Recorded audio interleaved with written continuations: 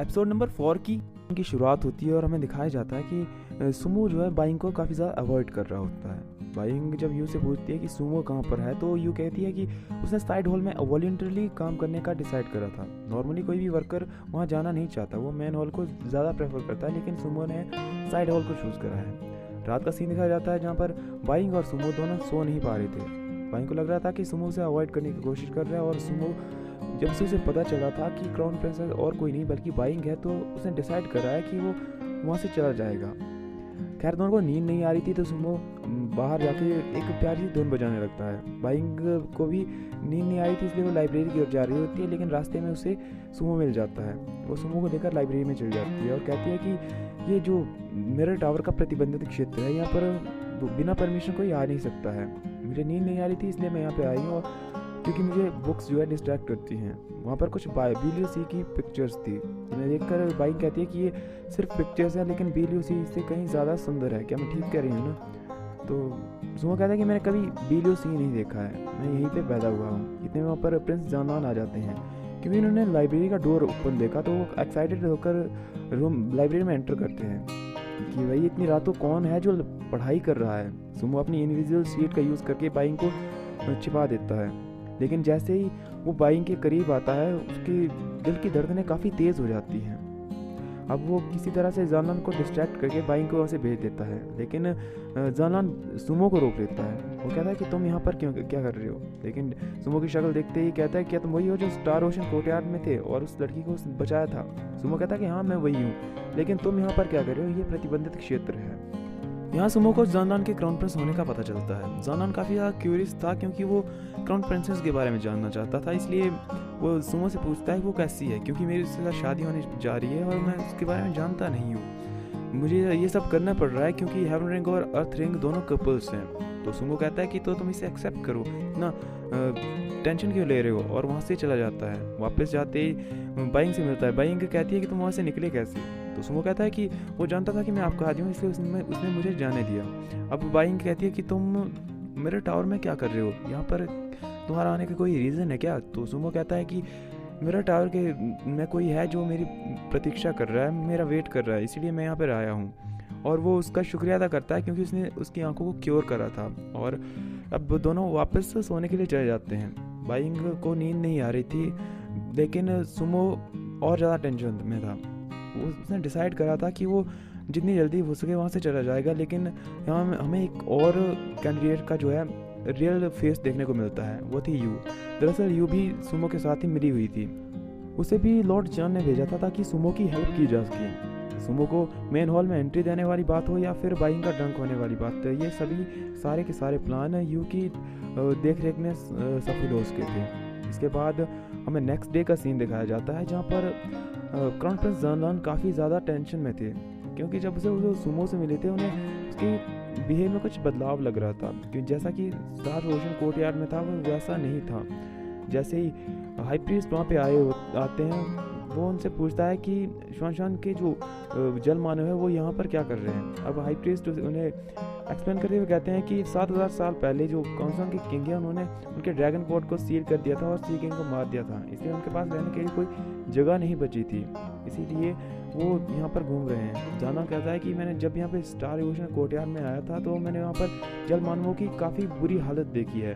कांगसंग में जल मानवों की बुरी हालत को देखकर जो जानलान है वो काफ़ी ज़्यादा चिंतित हो जाता है, इससे उनकी काफ़ी ज़्यादा फिक्र होने लगती है।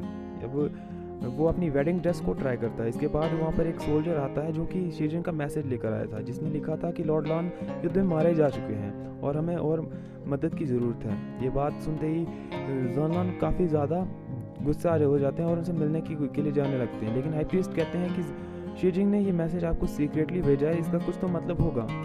तो जानलान कहते हैं तो ठीक है, आप मेरी उसके साथ मिलने की एक मीटिंग फिक्स करवाइए।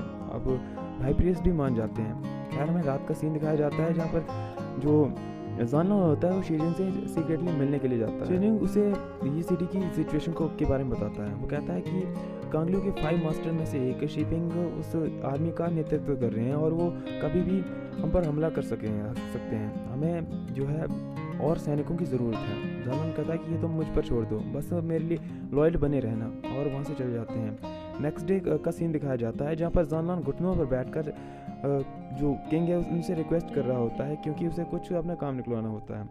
अब किंग कहता है कि तुम इस तरह से रिक्वेस्ट क्यों कर रहे हो, तुम डायरेक्टली पूछ नहीं सकते। तो अब जानलान को मौका मिल गया, वो सीधे किंग के पास जाता है और वो कहता है कि जो ये सिटी है उसके आसपास के जो स्टेशन है वहाँ से आर्मी को ये सिटी में ट्रांसफ़र किया जाए। किंग कहते हैं कि लेकिन ये तो लॉर्ड जान के अंडर आते हैं, तो हम ये सब कैसे कर सकते हैं।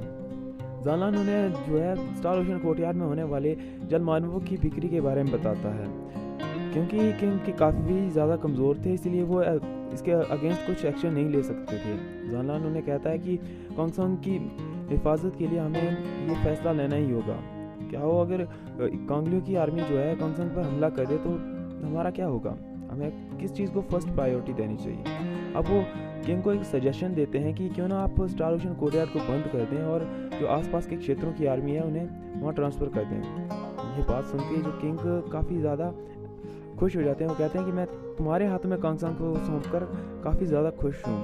अब हमें नेक्स्ट डे का सीन दिखाया जाता है जहाँ पर चैन मेंशन में लॉर्ड जो चान जो होते हैं वो इस ऑर्डर को सुनते हैं। ये बात सुनते ही वो काफ़ी गुस्सा हो जाते हैं। वो कहते हैं कि इसने मेरी रात की नींद उड़ा दी है। मैंने सोचा था कि किंग मर रहा है, लेकिन वो इस तरह की ट्रिक मेरे अगेंस्ट यूज़ करेगा, मैंने सोचा नहीं था। खैर जो वहाँ का राशन पानी है वो तो मेरे यहाँ से ही जाएगा। तो देखते हैं वो कितनी देर तक लड़ पाते हैं। वहाँ किंग के ऑर्डर के अनुसार जो अलग अलग ट्रूप्स होते हैं वो शीजन के काफिले में शामिल हो जाते हैं। जानलान भी वहाँ पे आ जाता है और सिचुएशन का जायजा देता है। शीजिंग उसे एक्सप्लेन करते हुए कहते हैं कि हम ये सिटी को अगर पूरी शिद्दत के साथ लड़े तो ज़रूर बचा लेंगे, और वो अपने सैनिकों में जोश भरता है। अब हमें मिरर टावर का सीन दिखाया जाता है जहाँ पर जो यू होती है वो बाइंग को के लिए बैट वगैरह ठीक करके वहाँ से चली जाती है। जैसे बाहर आती है उसे सुमो मिलता है। सुमो कहता है कि तुमने क्या किया है, तो ये कहती है कि मास्टर शान ने गलत आदमी को चूज़ करा था, लेकिन मैं इसे ठीक करके ही रहूँगी। उसने घुस स्पाइडर को उसके बेड में डाल दिया था जो कि काफ़ी जानलेवा था। ये बात सुनते ही सुमो डायरेक्टली क्राउन प्रिंसेस के रूम में एंटर कर जाता है। जैसे वो वहाँ जाता है वहाँ पर स्पाइडर ने से ऑलरेडी डंक मार दिया था। वो अपने मुंह से उसके शरीर से जहर निकालता है और वहीं पे सो जाता है। जैसे ही बाइंग जागती है वो उसे पानी पिलाता है। उसे पानी पिलाता देखकर बाइंग को याद आ जाता है कि जिस रात वो ड्रंक थी उस रात सुमो ही था जिसने उसे अपने रूम में छोड़ा था। अब सुमो कहता है कि उस दिन मैंने आपको सिर्फ पानी पिलाया था और इसके अलावा कुछ नहीं करा था, क्योंकि सुमो ने अपने मुंह से जहर को बाहर निकाला था। इसकी वजह से उस जहर का उस पर असर होने लगा था। यू उसके रूम में आती है और उसे एंटीडोट देते हुए कहती है कि तुम अपना काम सिंसियरली नहीं कर रहे हो। अगर तुमने जल्दी से इसे ख़त्म नहीं करा तो तुम जानते हो कि परिणाम क्या होगा। हज़ारों की संख्या में जलमानव मारे जाएंगे। लेकिन सुमो कुछ नहीं कहता है। नेक्स्ट सीन हमें ये सिटी का दिखाया जाता है। शिपिंग की सेना ये सिटी को घेर लेती है। जब शिपिंग हमले का ऑर्डर देने ही वाला होता है, इतने में शिपिंग जो उसकी वाइफ को किडनैप करके उसके सामने ले आते हैं और वो शिपिंग को ब्लैकमेल करने की कोशिश करते हैं कि सरेंडर कर दो, अदरवाइज तुम्हारी वाइफ को तड़पा के मारा जाएगा। लेकिन शिपिंग जानता था कि सरेंडर करके कोई फ़ायदा नहीं है। अगर वो सरेंडर करता है तब भी हज़ारों की संख्या में लोग मारे जाएंगे, और इसलिए वो अपने हाथों से अपनी वाइफ को मार देता है। पहले युद्ध खत्म होता है और शाम का सीन दिखाया जाता है जहाँ पर उसकी वाइफ की बॉडी को वापस लाया जाता है। जंग कहती है कि ये मेरी गलती है, मैंने उन्हें जो है अकेला छोड़ा था। लेकिन शिपिंग उन्हें वहाँ से जाने के लिए कहता है और अपनी वाइफ का हाथ पकड़ के काफ़ी सॉरी फील करता है। नेक्स्ट सीन हमें स्नो टावर का दिखाया जाता है। सुमो स्नो चेरी के पेड़ के नीचे बैठा हुआ था और उसे बाइंग की बात याद आती है कि उसे स्नो चेरी कितने ज़्यादा पसंद है, इसलिए वो अपनी पावर का यूज़ करता है, जिसकी वजह से स्नो चेरी का पेड़ खिल जाता है और फूल नीचे गिरने लगते हैं। और वो कहता है कि ये आखिरी चीज़ है जो मैं तुम्हारे लिए कर रहा हूँ, और वहाँ से चला जाता है। इसके बाद वो मिरर टावर को छोड़ के चला जाता है। वो एक जंगल में इंशी से मिलता है जो कि शोनशान का वॉइस कमांडेंट होता है। वो अपने जो सीनियर एल्डर्स होते हैं उनका मैसेज सुमो तक पहुंचाता है। दोनों अब एक अलग मेथड से अपने साथियों को छुड़ाने की प्लानिंग करते हैं। इसके बाद सुमो सीधे चला जाता है चान मेंशन में। वो लॉर्ड चान से डील करता है कि वो शादी से पहले क्राउन प्रिंसेस की सी को ब्रेक कर देगा, लेकिन इसके बदले में होते हैं उनके साथियों को सिक्योर रखना होगा और सेफ जगह पर छोड़ना होगा। तो इस डील की को फाइनल करने के लिए वो लॉर्ड जॉन से हाथ मिलाने के लिए कहता है, लेकिन जैसे ही लॉर्ड जॉन हाथ मिलाते हैं वो उन पर ब्लैक बैक का इस्तेमाल कर देता है, जिसकी वजह से जो शानशान के दुश्मन होते हैं वो काफ़ी बुरी मौत मरते हैं। ये वार्निंग सुमो से पहले ही दे देता है। अगले दिन हमें मिरर टावर का सीन दिखाया जाता है। वहाँ हाई प्रीस्ट हैं, वो क्राउन प्रिंसेस से कहते हैं कि यू और सुमो दोनों गायब हैं। जब से आप पर गोस्ट स्पाइडर ने अटैक करा था उसके बाद से ही दोनों गायब हैं। मुझे लगता है कि उन दोनों ने मिलकर ही आपको हार्म करने की कोशिश करी है, लेकिन भाई कहती है कि ऐसी बात नहीं है, सुमो इसमें इन्वॉल्व नहीं हो सकता है, क्योंकि वो जानती थी कि उसने उसकी जान बचाई है, इसलिए वो उसे विश्वास नहीं हो रहा था।